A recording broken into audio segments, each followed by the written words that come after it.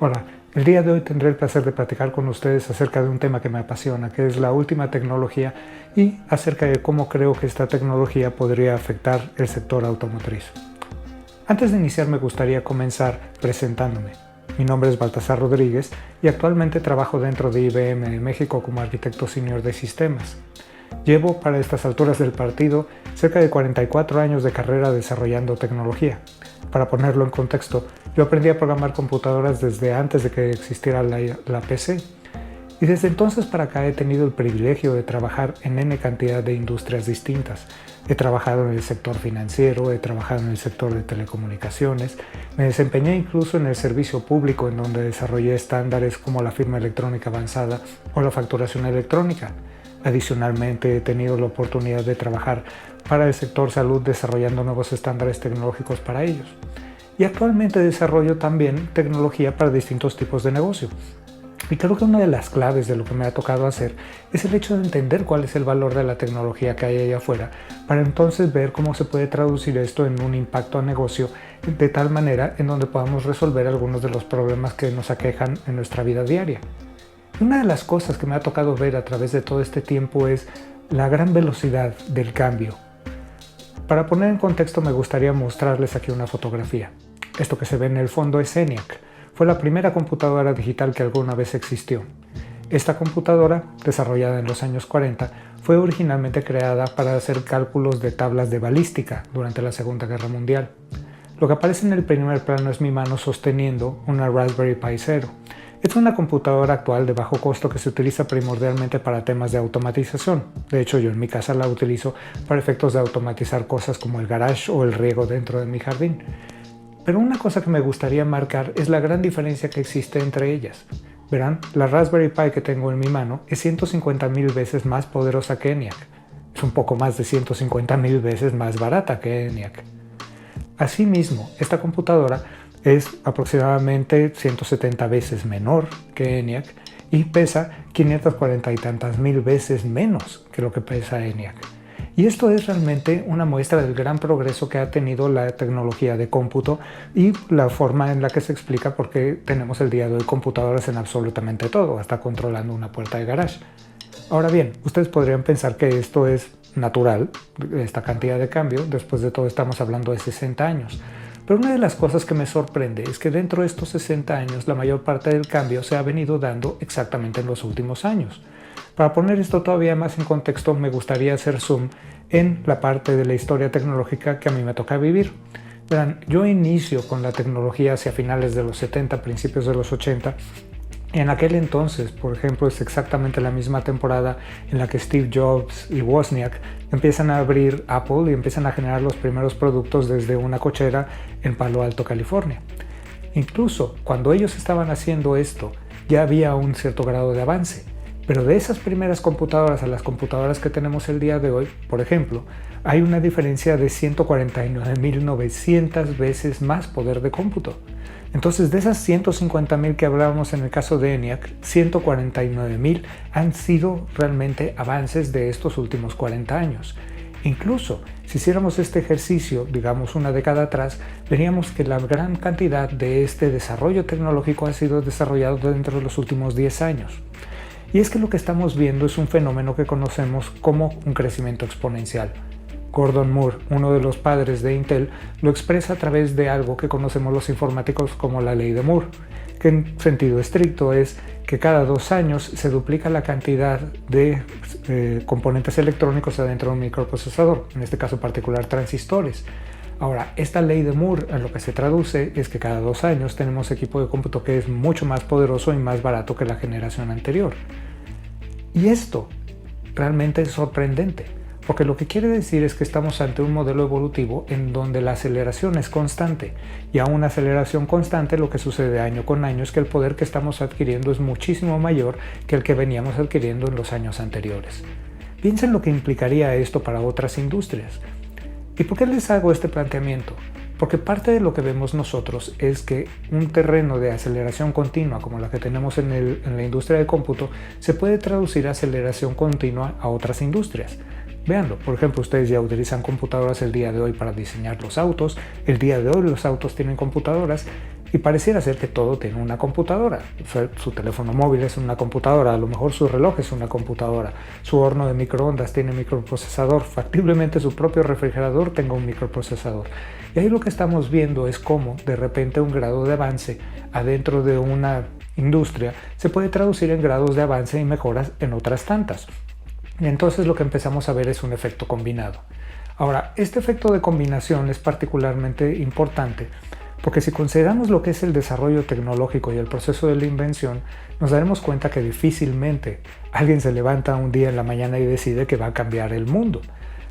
Realmente como se da el fenómeno de la inventiva es que el día de hoy empezamos a voltear a ver nuestros problemas y de repente vemos cosas que han sido desarrolladas por otras tantas personas y vemos cómo podríamos tomar esas ideas de estas otras personas y aplicarlas de forma distinta para efectos de resolver nuestro problema. Y en realidad lo que estamos haciendo es enfocarnos en esos problemas individuales para intentar resolver un problema y lo empezamos a hacer no de la nada, sino trabajando sobre el desarrollo de alguien más. Veamos un ejemplo de su propia industria. Su industria utiliza motores. ¿Cuándo empieza la idea de empezar a hacer estos motores? Y yo creo que nos tendríamos que regresar en la historia hasta aproximadamente el año 10 después de Cristo, cuando nace Herón de Alejandría. Herón de Alejandría desarrolla la primera máquina a vapor. Ahora, esta máquina de vapor no parecía ser otra cosa más que un juguete, con todo y que empieza a hacer algunos ejercicios de intentar aplicarlo. Por ejemplo, en un templo tú podías llegar, encender una fogata y esa fogata hacía correr una maquinaria que hacía que se abriera la puerta como si fuera por arte de magia. Sin embargo, desde esa época hasta finales de los 1700 realmente hicimos muy poco con estos inventos de Herón. Pero aparece en ese momento, por ejemplo, Newcomen y toma estos mismos conceptos y desarrolla una primer máquina, la máquina atmosférica, que servía primordialmente para bombear agua, entre otras tantas cosas. La máquina era particularmente ineficiente y unos cuantos años más tarde llega James Watt y decide mejorarla. De hecho, su diseño es tan bueno que desata la revolución industrial. Y de repente esta revolución industrial empieza a ser impulsada por motores a vapor. Un poco más adelante, de repente alguien tiene la idea de tomar los mismos conceptos del motor, pero en lugar de trabajar con vapor, empezamos a hacer motores de combustión interna, tanto de gasolina como de diésel, hasta que finalmente llega Benz y toma este motor y lo pone adentro de un vehículo, haciendo el antepasado de los vehículos que tenemos el día de hoy. Un poco más adelante llega Henry Ford y decide tomar estas mismas ideas y aplicarlas en un fenómeno de producción en masa. Cuando él agrega ese fenómeno de producción en masa, empieza a abaratar el costo de los vehículos y entonces lo hace masivo. Y poco a poco la sociedad empieza a verse cada vez más sacando los beneficios de este desarrollo tecnológico. Y finalmente me atrevo a decir que esta idea de los motores, esta gran revolución industrial alcanza una cúspide hacia mediados del siglo pasado, del siglo XX, en donde de repente estos motores acaban formando parte de las naves espaciales que permiten al ser humano salir de la Tierra y llegar a la Luna. Ahora, si vemos esto, es realmente una cadena de grandes ideas, es una cadena de pequeños avances de distintas personas intentando resolver un problema u otro. Y sin embargo, si regresáramos el día de hoy y llegáramos con Herón de Alejandría y le enseñáramos, por ejemplo, que sus ideas acaban culminando en el que el ser humano iba a llegar a la Luna, yo creo que Herón nos hubiera dicho que estábamos locos. Pero en realidad ahí lo que estamos viendo es este fenómeno acumulativo. Y ese fenómeno acumulativo, cuando lo vemos en un aspecto muchísimo más grande, pareciera ser arte de magia la manera en la que nos ayuda a llegar y transformar. Y es que exactamente esta idea de empezar a combinar cosas es lo que genera el progreso. Ahora, dentro de todos los distintos elementos que podemos combinar, existe el concepto de lo que llamamos tecnologías exponenciales. ¿Y qué es una tecnología exponencial? Bueno, Peter Diamandis, uno de los fundadores de Singularity University, hace una excelente definición. Dice que es aquella tecnología que cumpla con las 6 Ds. La primera D es que sea una tecnología digital. ¿Y por qué es relevante esto? Porque en el momento en el que hacemos que algo sea digital, entonces quiere decir que podemos utilizar métodos de cómputo o métodos digitales para efectos de transformarla, transmitirla, almacenarla, generarla. Y esto se traduce en una mayor potencia y en una reducción de costos. Vean, por ejemplo, en este momento estamos teniendo a distancia esta conferencia. Y esta conferencia lo podemos hacer porque estamos utilizando medios digitales. Mi teléfono está digitalizando mi imagen, que puede ser transmitida a través del internet y que puede ser reproducida por ustedes. Adicionalmente, yo puedo tomar este video y editarlo digitalmente en mi computadora, agregar música digital, incluso agregar efectos especiales. Y esto lo puedo hacer en mi casa el día de hoy como si fuera una tecnología casera, gracias al hecho de que es una tecnología digital. Si pudiéramos ver cómo hubiera sido esto en el pasado, esto hubiera implicado que yo tendría que haber tenido una cámara de cine, después haber hecho una edición física de esa película, después hacer duplicados físicos de esa película y una distribución física para que llegara esa película con ustedes y que entonces ustedes pudieran ver esta conferencia.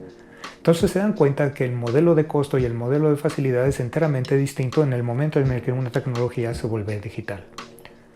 El segundo aspecto es que es deceiving, deceptive, esto es que es engañosa. ¿Y por qué decimos que es una tecnología engañosa? Bueno, porque es difícil detectar que se trata de una tecnología exponencial al inicio. Porque estas tecnologías cuando aparecen hay pocas gentes utilizándolas y a lo mejor su desempeño no es el más alto. Pero algo que tienen en común es que su modelo de aceleración es constante y empieza a subir de manera exponencial.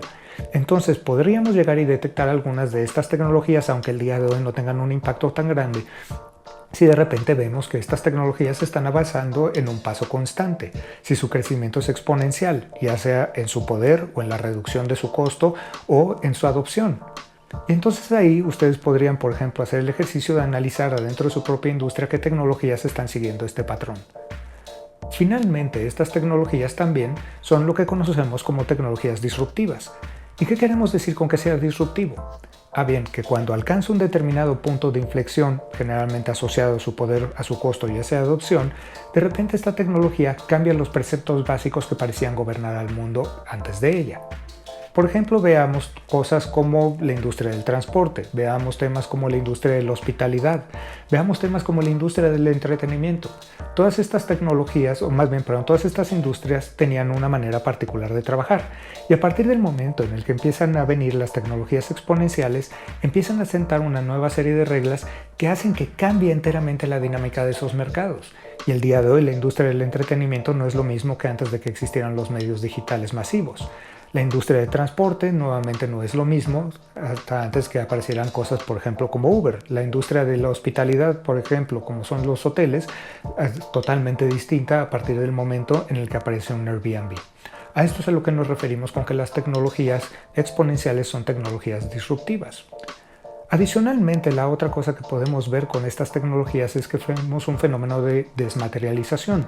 ¿Y qué quiere decir esto? Que poco a poco la idea de los componentes físicos empieza a cambiar, ya sea porque se reducen en su tamaño, como el caso de entre ENIAC y mi Raspberry Pi, o porque de repente empiezan a ser más bien entes abstractos. Veamos cómo, por ejemplo, una película antes era algo físico. Incluso cuando hablábamos de películas que corríamos en cinta en nuestra videocasetera o en un DVD, hablábamos de un medio físico que alguien tenía que tener y alguien tenía que guardar. El día de hoy esta industria se ha dematerializado porque el día de hoy vemos películas que no podemos tocar. No tenemos un medio en donde se encuentran almacenadas. El día de hoy llegamos y bajamos del internet y vemos en un fenómeno de streaming una de estas películas. Entonces lo que empezamos a ver es que se empiezan a dematerializar y se empiezan a convertir en componentes abstractos. Por el otro lado, también empiezan a ser demonetizadas, porque el poder empieza a subir de tal manera que empieza a traducirse en una reducción de costo. En el momento en el que esto reduce de costo, se empieza a hacer muchísimo más barato y la dinámica del mercado empieza a cambiar. Las primeras computadoras eran tan poderosas, sí, pero eran tan caras que solamente los gobiernos, las universidades, los centros de investigación o los ejércitos eran los únicos que lo podían pagar. Y el día de hoy, por ejemplo, una Raspberry Pi te puede costar menos de $30. Entonces, ese poder de cómputo, que es 150,000 veces más poderoso, es muchísimo más barato. Tanto así que el día de hoy podríamos estar asumiendo que cuesta menos del 1% de lo que costaba originalmente el poder de cómputo. Y finalmente, el hecho de que se empiezan a desmaterializar, que empiezan a reducir de costo, que tienen un poder enorme, las empiezan a convertir en tecnologías democráticas. Esto es, cualquiera las puede utilizar. Como decíamos hace rato, el poder de cómputo antes se encontraba asociado nada más a los grandes centros de investigación, a los gobiernos o a los ejércitos. Y el día de hoy todo el mundo tiene acceso a una computadora y muchas veces tiene acceso a ella sin tan siquiera saber que lo tiene. Por ejemplo, hay mucha gente en México que no tiene necesariamente una desktop o una laptop, pero tienen el día de hoy un teléfono móvil que cubren muchas de estas funciones de poder de cómputo. Entonces lo que empezamos a ver es que la barrera de entrada se reduce y poco a poco la mayor parte de la población lo puede empezar a utilizar. Y es en particular ese grado de democratización lo que lo vuelve muy importante cuando hablamos acerca de tecnologías exponenciales. Una vez que hemos definido qué es una tecnología exponencial, lo que seguiría sería enlistarlas.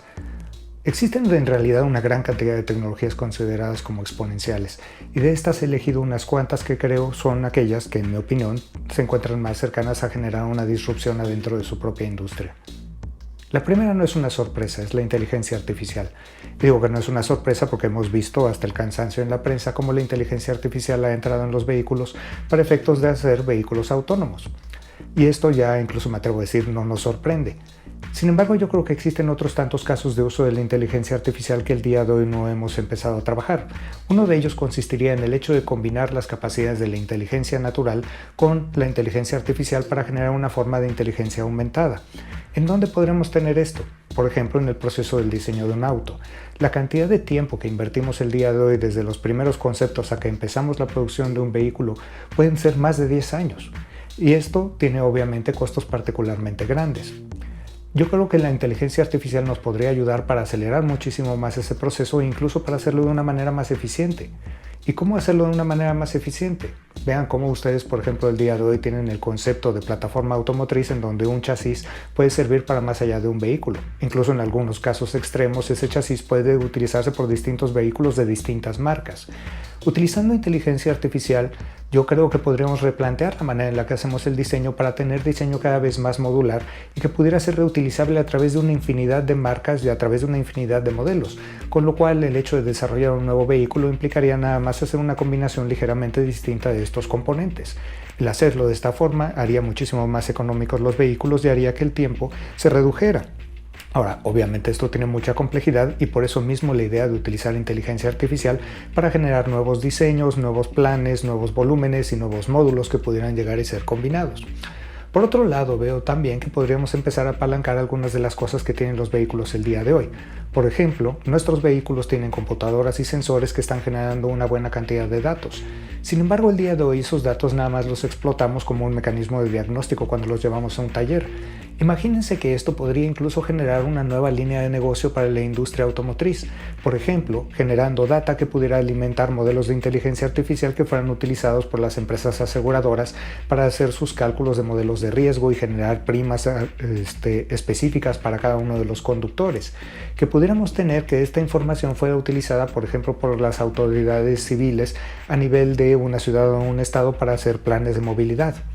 Incluso, esta información podría ser puesta en modelos que fueran explotados a su vez, por ejemplo, por grandes usuarios. Si yo tengo una flotilla, me interesa poder hacer operaciones de logística con mis vehículos, me interesa, por ejemplo, también poder reducir el costo de mantenimiento. Si esta información alimentara un motor de inteligencia artificial, se podrían realizar las funciones de logística y sobre todo podríamos pasar de un tema de mantenimiento correctivo o mantenimiento preventivo basado en calendarios a uno que se basara directamente en lo que están diciendo los sensores y que si yo tengo una gran cantidad de vehículos se pudiera administrar a través de un modelo que eligiera el momento ideal para llevar un vehículo a su mantenimiento, reduciendo con esto el costo. De hecho, en otras industrias en donde hemos hecho ejercicios similares hemos visto una reducción del costo de mantenimiento de un 35 al 38%. El siguiente gran desarrollo es la aparición del cómputo cuántico. Hemos hablado de cómo el poder de la computación nos ha acelerado mucho y el cómputo cuántico nos va a acelerar aún más. Dicho sea de paso, estas computadoras no sirven exactamente para lo mismo que una computadora tradicional, pero son muy buenas, de hecho exponencialmente buenas cuando se trata de cálculo combinatorio. Y estos cálculos combinatorios son cosas que utilizamos, por ejemplo, en el terreno de logística, lo cual va a permitir entonces diseño de nuevos modelos logísticos mucho más inteligentes, pero también son muy buenos para efectos de hacer simulación. De hecho, las simulaciones más avanzadas se pueden hacer en computadoras cuánticas, y esas simulaciones nos están permitiendo generar una revolución en el diseño de materiales. Por ejemplo, recientemente IBM anunció varias patentes que tienen que ver con el diseño de materiales que son relevantes para su industria. Por ejemplo, hemos desarrollado un material que tiene la capacidad de fijar carbono, y la idea con esto, una vez que lo llevemos a un ejercicio de producción, sería que, por ejemplo, pudieran ser puestos en los escapes vehiculares o pudieran ser puestos en los escapes de las chimeneas de las fábricas para efectos de fijar el carbón y evitar que éste llegue a la atmósfera. Pero no nada más evita la contaminación, sino que todo ese carbón que es fijado queda listo para poder ser reutilizado para elaborar nuevos productos. De la misma manera, estamos viendo cómo la industria está transformándose en una industria que quiere ir más hacia la idea del auto eléctrico. Pero esto implica baterías, y con todo y que la electricidad es una energía limpia, las baterías no son precisamente limpias. El hecho de poder deshacerte de una batería puede llegar a tener un impacto tremendo sobre los mantos acuíferos. La minería de litio y de cobalto tiene impactos particularmente nocivos. Las baterías tienen muchísimos materiales pesados. Adicionalmente, la densidad energética que tenemos el día de hoy no es particularmente buena, y desgraciadamente estas baterías son propensas a sobrecalentarse e incluso en algunos casos generar incendios. Con cómputo cuántico hemos diseñado nuevos materiales para baterías con los cuales estamos esperando poder incrementar en gran medida la densidad de carga, incrementar incluso la velocidad a la que se cargan las baterías con un menor calentamiento. Y lo mejor de todo, estas baterías no tienen metales pesados, lo cual implica que serían no nada más económicas y más seguras, sino sobre todo con un menor impacto para el medio ambiente. Todo esto con el poder del cómputo cuántico, que nos permite diseñar materiales cada vez más rápido.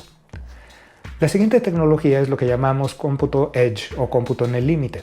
Se dan cuenta, el día de hoy tenemos dos modelos de cómputo: un cómputo local, por ejemplo lo que tienes en tu computadora, y un cómputo centralizado, por ejemplo lo que tenemos en la nube. Sin embargo, el día de hoy estamos teniendo cada vez una mayor demanda de cómputo en nuestros puntos terminales. Un caso de ejemplo, los vehículos inteligentes. El problema de estos vehículos inteligentes es que requieren una gran cantidad de poder de cómputo para efectos de tomar estas decisiones. Y esto no puede ser hecho en cómputo centralizado, porque el tiempo de ida y venida de estos mensajes lo haría impráctico y adicionalmente inseguro para un vehículo que se está manejando solo. Y entonces esto implica que el día de hoy tenemos que tener ese poder de cómputo directamente en el vehículo. La idea con esto es dejar alguna forma de cómputo intermedio. Esto es que además de que tengamos el cómputo terminal y el cómputo centralizado en la nube, tengamos otro nivel de cómputo. Pensémoslo como pequeños centros de datos que se encuentran cerca de los lugares en donde este sería demandado. Algo que podría funcionar, digamos, como funcionan las torres de las celdas de la red celular con respecto a su teléfono. Si se dan cuenta, ustedes cuando van cambiando de una celda a otra, no pierden la comunicación, porque en realidad lo que está sucediendo es que su teléfono está negociando con las distintas celdas que son en sí las que mantienen la conectividad con la red telefónica. Aquí tendríamos un ejercicio similar en donde parte del cómputo ejecutaría directamente en el vehículo, otra parte en el cómputo central, pero una muy buena cantidad de ese cómputo estaría sucediendo en pequeñas centros de datos que estarían colocados muchísimo más cerca de los lugares en donde están. Esto no nada más nos permitiría abaratar el costo del cómputo directamente en los vehículos, sino que adicionalmente nos daría nuevas capacidades para almacenar cada vez mayores cantidades de información y generar modelos muchísimo más inteligentes. La siguiente gran revolución tiene que ver con lo que llamamos la manufactura exponencial. Y digo, seguramente ustedes ya conocen o han utilizado alguna vez una impresora 3D o un aparato CNC de control numérico para efectos de fabricar algo. El tema es que el día de hoy primordialmente nos hemos enfocado en utilizar estas tecnologías para efectos de desarrollar prototipos. Sin embargo, ya existen el día de hoy impresoras que pueden ser utilizadas para generar productos finales. De hecho, este camión que ven en la fotografía se llama Oli y es uno de los productos de una empresa que se llama Local Motors. Oli, al igual que otros productos de Local Motors, son enteramente producidos adentro de impresoras 3D. De hecho, la impresora 3D más grande del mundo, hasta donde tengo entendido, es una que es propiedad de Local Motors. Y la idea de Local Motors es que ellos manejan enteramente una vida digital alrededor de sus productos hasta que llega el punto en donde los van a ensamblar y en ese momento se imprimen las distintas partes. Ahora, esto es revolucionario, pero en particular lo que me parece más revolucionario es la manera en la que esto está afectando el modelo de negocio. Vean cómo el día de hoy, por ejemplo, los grandes armadores de autos lo que tienen que tener una gran cantidad de capital, y este capital se tiene que concentrar en grandes plantas fabriles para efectos de armar estos vehículos. La idea de Local Motors es enteramente distinta. De hecho, el nombre lleva parte de la pista, Local. Porque la idea de Local Motors es que en lugar de armar grandes plantas en donde se ensamblan estos autos, ellos están pensando en microfábricas que tengan de 10 a 12 empleados, en donde se atiende una demanda hiperlocalizada, por ejemplo la de una alcaldía o la de un municipio. Entonces, estas plantas que el día de hoy tienen capacidad de elaborar a lo mejor 1 o 2 vehículos por día, pues no suena mucho. Sin embargo, se está acelerando la velocidad de producción de estas impresoras y por el otro lado están atendiendo una demanda enteramente localizada.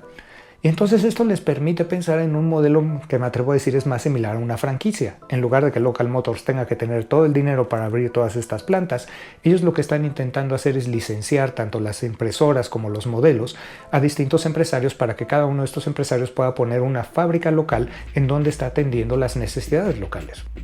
Finalmente, elegí una última tecnología, la visión de plataforma. Y esta la dejo al final porque creo que es una que conjunta el valor de todas las demás. ¿Y qué es esta idea de plataforma? La idea de plataforma es algo que nos está permitiendo cambiar la forma en la que hacemos los negocios. Vean cómo antes los negocios estaban, basados en la concentración de capital, como vimos en el caso del armado de vehículos, y por el otro lado estaban enteramente centrados en los productos. Vamos a poner un ejemplo distinto. Pensemos en el entretenimiento. Antes, si querías ver una película, tenías que ir a un videoclub. Y ese videoclub, su fuente de ingresos era un ingreso transaccional. Te cobraban por cada película que te llevabas o te cobraban multas si la habías regresado tarde. Y estaba enteramente basado o centrado en el producto, porque ante un espacio limitado de anaquel, el dueño de esa franquicia tenía que tener mucho cuidado de qué películas poner para efectos de asegurarse que estas películas tuvieran buena rotación y le generaran ingresos. Entonces su foco estaba enteramente en esos productos y se encontraba limitado a poder tener una oferta muchísimo mayor. Y en realidad me atrevo a decir su cliente le importaba muy poco. El día de hoy ese negocio ha desaparecido y vean que lo sustituyó. Lo sustituye una plataforma, las plataformas de entretenimiento como por ejemplo Netflix. Y el modelo de negocio ha cambiado, donde antes era un ingreso transaccional, ahora el ingreso es por servicio. Netflix te cobra una renta al mes indistintamente de la cantidad de películas que veas. Es más, si no viste ninguna película, de todas maneras tienes que pagar la renta. Y por el otro lado, su modelo de enfoque ha cambiado. Ya no está tan centrado en el producto, como no hay una limitante, por ejemplo, de espacio de anaquel, ellos tienen la cantidad de películas que pueda haber allá afuera. Pero en realidad para ellos lo que se convierte en el elemento clave es el hecho de conocer a su cliente. Tanto así que, por ejemplo, si tú tienes Netflix, tu Netflix te puedo asegurar es enteramente distinto al mío. Porque nuestros Netflix están armados de acuerdo a nuestras propias preferencias. Y entonces esto le ha permitido a Netflix desplazar enteramente el viejo modelo. Y un modelo que estaba enteramente basado en producto, en ingreso transaccional y que era enorme y muy grande y con mucha dispersión a nivel mundial, el día de hoy ha desaparecido y desaparece muy rápido a través de una nueva propuesta de modelo. Y yo creo que esta figura de plataformización puede llegar incluso a los vehículos, por no decir que ya hasta cierto punto inició. Porque si de hecho ven temas como un Uber, un Cabify o un Didi, es el inicio de un ejercicio de plataforma sobre la idea de transporte, en donde lo que empezamos a ver es cómo se convierte en una alternativa al tener un vehículo. Entonces la sola idea de cómo se está relacionando este consumidor con nuestros vehículos está cambiando. A lo mejor estamos llegando a ese punto en donde la industria automotriz debería de salir de elaborar vehículos y venderlos en un modelo transaccional a empezar a generar soluciones de transporte y de movilidad que pudieran ser otorgadas como servicio de acuerdo a las necesidades específicas de cada uno de los clientes. Dicen por ahí que el hecho de poder predecir el futuro o de intentar hacer el trabajo de predecir el futuro es el trabajo de los tontos y heme aquí intentando hacerlo. ¿Esto es el futuro? No, no necesariamente, y seguramente en muchas de mis predicciones generaré varios errores. Pero algo que es cierto es que estas tecnologías existen y están en uso el día de hoy y están generando disrupción. También es cierto que los modelos tradicionales de negocio están bajo ataque el día de hoy. Piensen en la industria del retail, piensen en la industria de los taxis, la industria del entretenimiento, la industria de la hotelería, la industria de los restaurantes.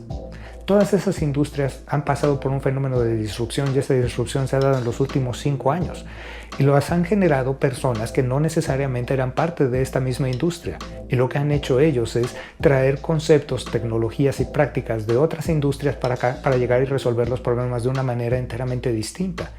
Y en negocios en donde existían grandes incumbentes, esos incumbentes han desaparecido y han sido desplazados por nuevos jugadores con nuevas ideas y pensamientos cada vez más ágiles. ¿Va a llegar la disrupción? Indudablemente va a llegar. La pregunta no es si llega o no, la pregunta es cuándo. ¿Y de qué dependerá ese cuándo?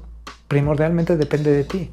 Tú que formas parte de la industria, tú conoces los problemas, tú conoces a los usuarios, tú conoces lo que has utilizado y que funciona y lo que has utilizado y no funciona.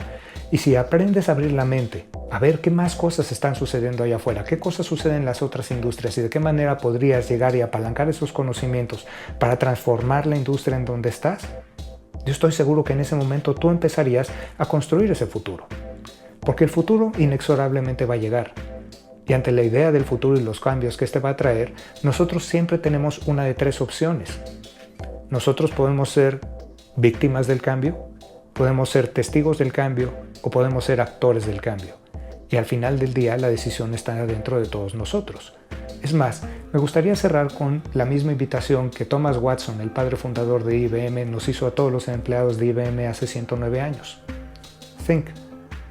Porque él decía que todos y cada uno de los problemas que enfrentamos en el día a día podrían ser solucionados si tan solo las personas estuvieran dispuestas a pensar. Y dato curioso, Henry Ford, dentro de la industria automotriz, también decía que el pensar es el trabajo más difícil de todos y que eso explica por qué hay tan pocas gentes que están dispuestas a hacerlo. Entonces la invitación es piensa en todos los problemas, piensa en las distintas alternativas, atrévete a pensar de manera distinta, porque nadie ha transformado al mundo haciendo lo mismo que hacía el día de ayer. Y en una de esas, tú podrías ser ese actor de cambio que transforme la industria y genere un nuevo futuro. Sin más que esto, les doy las gracias por su atención y pasamos a la sección de preguntas. Gracias.